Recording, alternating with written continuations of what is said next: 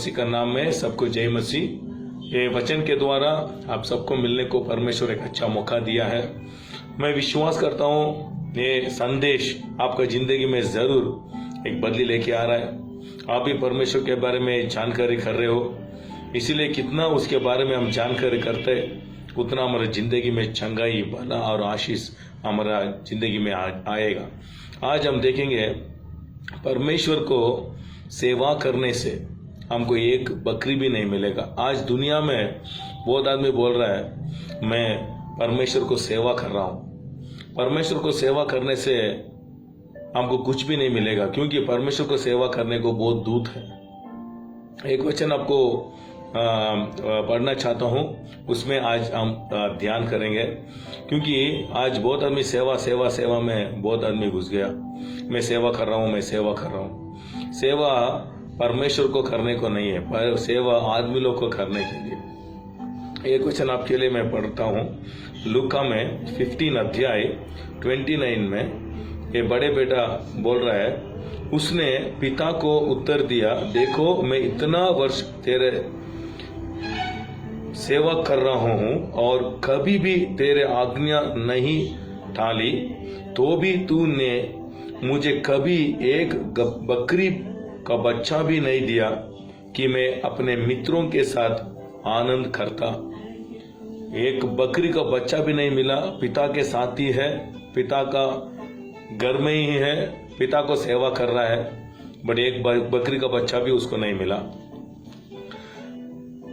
पिता का घर में ही रह के पिता से दूर भी रह सकता, पिता से दूर रह के पिता के सामने रह सकता। इसीलिए पिता के घर में रह के सभी मालूम पड़ेगा वो नहीं है। पिता के बारे में कितना जानकारी करता, पिता के बारे में, परमेश्वर के बारे में कितना हम जानकारी करता, वो हमारे जिंदगी में एक बदली लेके आएगा। इसलिए जानकारी बहुत प्रमुख है।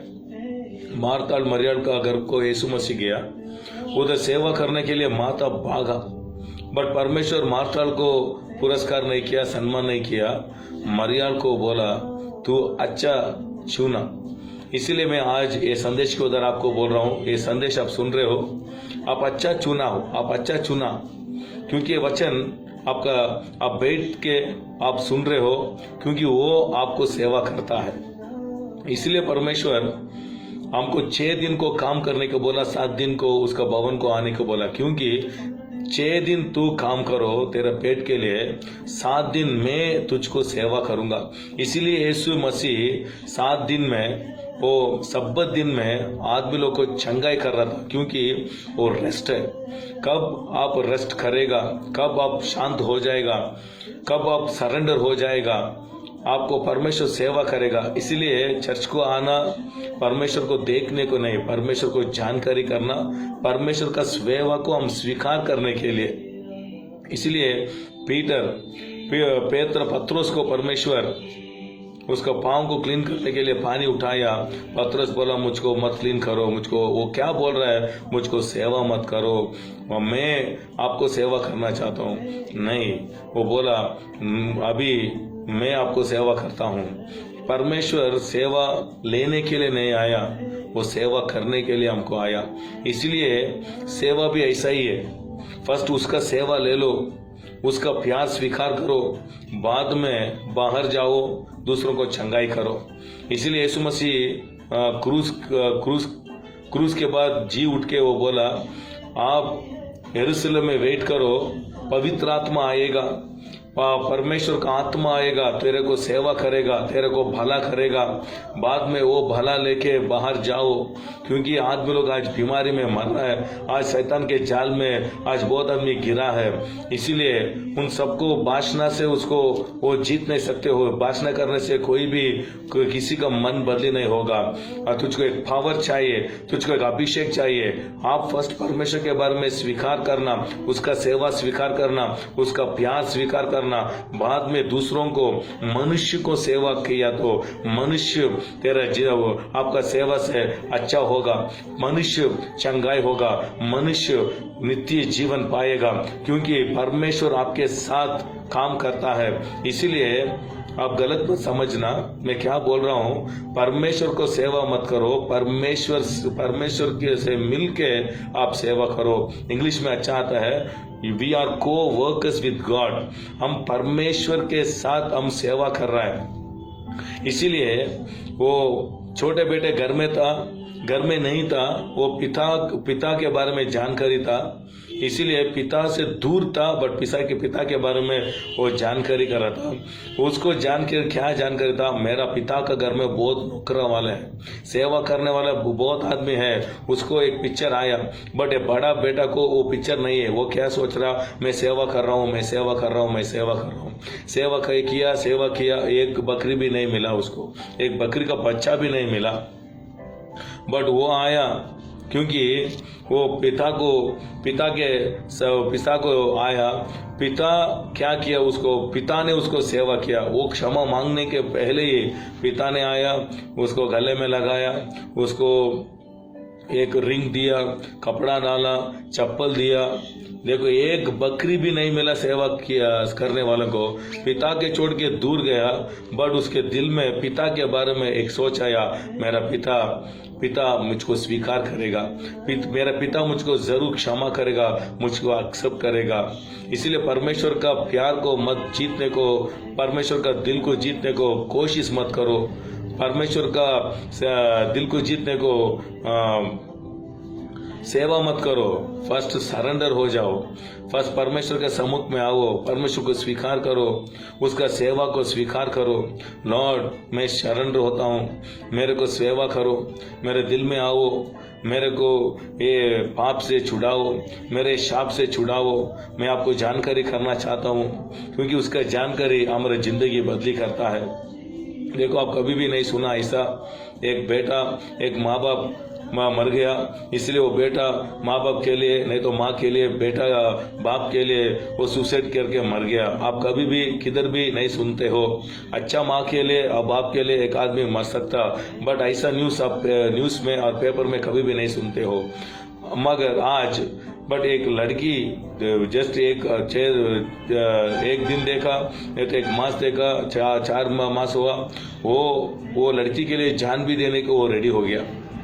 मैं सोचा क्योंकि 20 साल 25 इयर्स 30 इयर्स माँ के पिता के साथ ही रहता है, बट माँ